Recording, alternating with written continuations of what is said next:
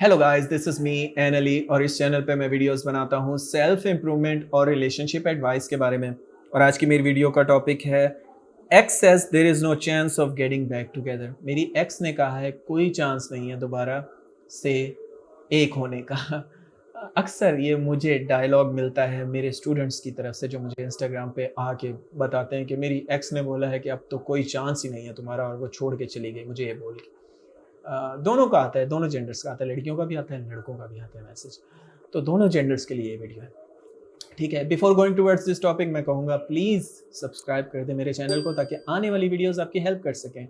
और अगर आपके कोई पर्सनल क्वेश्चंस हैं, कंसल्टेशन चाहिए, थेरेपी चाहिए आपको, तो आप मुझे मैसेज कर सकते हैं on Instagram. The link is in description. So topic है, एक्स ने बोला है कि अब कभी वापस नहीं आऊँगी, ख़त्म तो ख़त्म। अब इसका क्या करें भाई? I know it hurts. ये बहुत मुश्किल होता है सुनना, बिकॉज ऐसे इंसान से जिसके साथ आपने इतनी अच्छी मेमोरीज क्रिएट की, आपको यकीन नहीं आ रहा था। फॉर एग्जाम्पल, शुरू में आप थोड़ा डर रहे थे उससे क्लोज होने में, क्योंकि आपको लग रहा था कि शायद वो धोखा भी दे सकते हैं या वो शायद इतना क्लोज ना हो। लेकिन जैसे जैसे टाइम गुजरता गया आपको उनसे प्यार हो गया, आपने बहुत सी अच्छी मेमोरीज क्रिएट की हैं। आप एक साथ घूमते थे, एक साथ बातें करते थे घंटों घंटों, फ्यूचर डिसाइड करते थे और आप अपना पूरा टाइम इन्वेस्ट कर रहे थे उनके अंदर। पहले तो वो आपको चेस कर रहे थे, लेकिन आहिस्ता आहिस्ता आपने भी उनकी बातें मानना स्टार्ट कर दिया। आपने कहा कि अगर वो इतना मुझे चेस करती है तो इट मीन्स वो मुझसे प्यार करती ही होगी। तो आप भी उनसे प्यार करने लग गए, आप भी उन्हें अपनी बातें बताने लग गए, आप अपने लिए उनके लिए एक ख़ास टाइम निकालने लग गए, जो कि आपको नहीं करना चाहिए था। लेकिन खैर, इंसान लव में बहुत कुछ करता है, तो आपने बहुत सी गलतियाँ की, आपने वैल्यूएबल टाइम खोया, आपने उनकी हेल्प भी की होगी। ये सब चीज़ें हम करते हैं इन अ रिलेशनशिप, लेकिन उसका इनाम हमें क्या मिलता है इन द एंड? उसका इनाम हमें मिलता है, उसका गिफ्ट हमें ये मिलता है कि वो कहते हैं कि there is no future with us, ठीक है। मोस्ट ऑफ द टाइम तो कुछ कहते भी नहीं हैं लोग, जस्ट ऐसे ही छोड़ देते हैं आपको, बिकॉज़ उन्हें पता है कि जब वो कहेंगे तो आप हर्ट होंगे और वो आपको हर्ट ना करने के चक्कर में और ज़्यादा आपको हर्ट करते हैं। विदाउट बताए आपको छोड़ देते हैं और आपके दिमाग में सवाल रह जाते हैं हमेशा हमेशा के लिए, और ये सवाल आपको बहुत कन्फ्यूज़ करते हैं, अंदर से खाते हैं। इन्हीं सवालों की वजह से आप उनके पास दोबारा वापस जाना चाहते हैं और एटलीस्ट आप जानना चाहते हैं कि उन्होंने मुझे छोड़ा क्यों।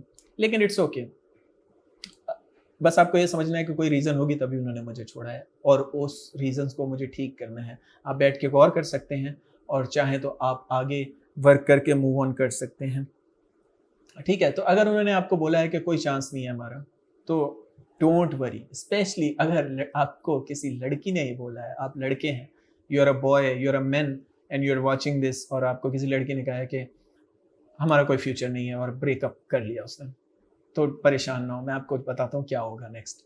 नेक्स्ट ये होगा कि कुछ महीने गुजरेंगे और वो आपको मिस कर रही होगी। यस, मैं इतनी श्योरिटी से इसलिए कह रहा हूँ क्योंकि womens are emotional creature. Women का कोई फैसला, औरत का कोई फैसला हतमी नहीं होता, कोई आखिरी फैसला नहीं होता, ठीक है। कोई पत्थर पे लकीर नहीं होता, क्योंकि दे आर इमोशनल क्रीचर। वो जो फील करती हैं एट द टाइम, वो उस पे एक्शन लेती हैं। वो एट द टाइम अब वो आपको हेट कर रही है या आपसे दूर जाना चाहती है क्योंकि आपके साथ फ्यूचर नहीं नज़र आ रहा। लेकिन मैं आपको बता दूँ, अगर आप पोलाइट थे, रिलेशनशिप में अच्छे थे, हाँ, अगर आप बहुत ज़्यादा टॉक्सिक थे, बहुत लड़ाइयाँ करते थे, बहुत ज़्यादा पॉसेसिव थे, तो फिर शायद उसका वापस आना मुश्किल हो, क्योंकि वो सोचेगी कि यार मैं उस दोबारा जेल में वापस नहीं जाना चाहती, ठीक है। जहाँ मुझ पे हर टाइम पाबंदी लगाई जाती है कि इससे बात मत करो, उधर मत जाओ, कॉल पे क्यों बिज़ी थी, ये क्यों कर रही थी। लेकिन अगर आप नॉर्मल थे और बस थोड़ा ज़्यादा लवी-डवी हो गए थे, तो फिर मैं आपको बता दूँ वो जल्द वापस आ जाएगी। और वो क्यों आएगी? बिकॉज़ अभी उसको अट्रैक्शन आप पे नज़र नहीं आ रही है, अभी कोई मिस्ट्री नहीं है, क्योंकि आपने बहुत ज़्यादा चेज़ किया है। लेकिन ऐसा टाइम आने वाला है जब आप स्पेस देंगे उन्हें, तो सडनली फ़ेडिंग अफ़ेक्ट बायस उनके दिमाग पे वर्क करता है। फ़ेडिंग अफ़ेक्ट बायस ये होता है कि वक़्त के साथ नेगेटिव यादें मिट जाती हैं और पॉज़िटिव हमारे दिमाग में रह जाती हैं, ठीक है। सो जैसे ही 1 महीना, 2 महीना शायद गुज़रे, तो वो नेगेटिव यादें जो आपके रिलेशन में थी वो ख़त्म हो जाएँगी और उसको जब वो पीछे मुड़ के देखेगी तो उसको पॉज़िटिव यादें आएँगी। एज़ अ मैन और एज़ अ वूमन, दोनों का ही बता रहा हूँ, बल्कि एज़ अ ह्यूमन बल्कि मैं कहूँगा कि हम पास्ट को हमेशा अ, एक बहुत खूबसूरत नज़र से देखते हैं, ठीक है। आप खुद अभी याद करके देखें अपने बचपन के मोमेंट, हालांकि उस टाइम बहुत प्रॉब्लम्स होंगी शायद मे बी स्कूल में या कॉलेज डेज में, लेकिन आप जब उन मेमोरीज को याद करते हैं आपको इतना अच्छा फील होता है, क्योंकि हम पास्ट को हमेशा एक एक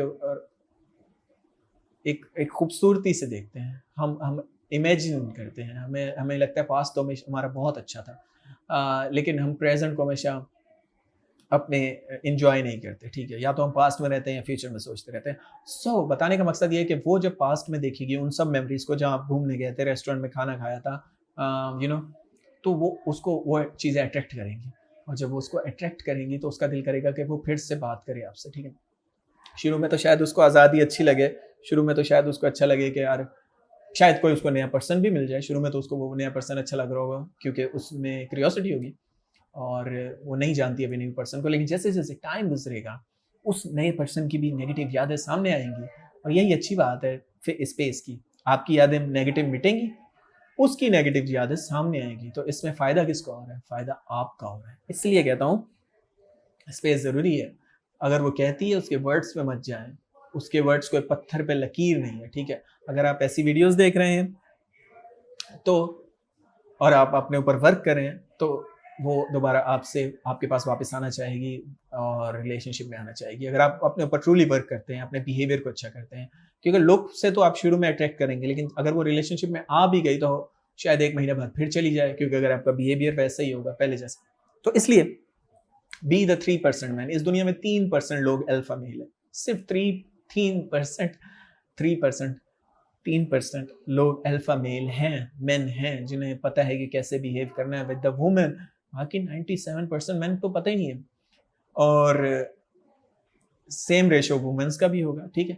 तो मैं यही कहूँगा कि अगर आप वुमेन है या मैन है, दोनों को बता रहे हैं कि अपने बिहेवियर पैटर्न पे वर्क करें, अच्छा बने, पोजेसिव मत बने। कोई भी पोजेसिव इंसान को पसंद नहीं करता। अगर आप दिन में 36 बार उनको कॉल करके पूछते हैं कि कहाँ हो, क्या कर रहे हो, तो आप अपनी अहमियत गिरा रहे हैं। आप इनडायरेक्टली ये बता रहे हैं कि आपके पास कोई काम नहीं है, आप कोई वैल्यूएबल मैन नहीं है, आप बस चेस करेंगे, या आप कोई वैल्यूएबल वुमेन नहीं है, आप बस चेस करेंगी। सो आज की वीडियो का बस एक ही बात बताना चाहता हूँ कि उनके वर्ड्स पे मत जाएं, ठीक है। Humans are emotional creature, emotion हमारे ऊपर नीचे होते रहते हैं। मे बी आज वो आपको नापसंद करें, टाइम ऐसा आएगा वो आपको मिस करेंगे, लेकिन इस जो टाइम होगा बीच में 2 महीने 3 महीने, इसमें आपको अपने ऊपर वर्क करना है। अगर आप अपने ऊपर वर्क करेंगे, अपने आप को एलिवेट करेंगे, तो वो यकीनन वापस आएंगे और फिर दोबारा से आपसे प्यार भी करेंगे, रिलेशनशिप में भी रहेंगे। और क्योंकि बाज़ औक़ात हमें अपनी गलती का एहसास होता है, ठीक है। सो इट्स ओके, वो वापस आएंगे। So thanks for watching, have a good day.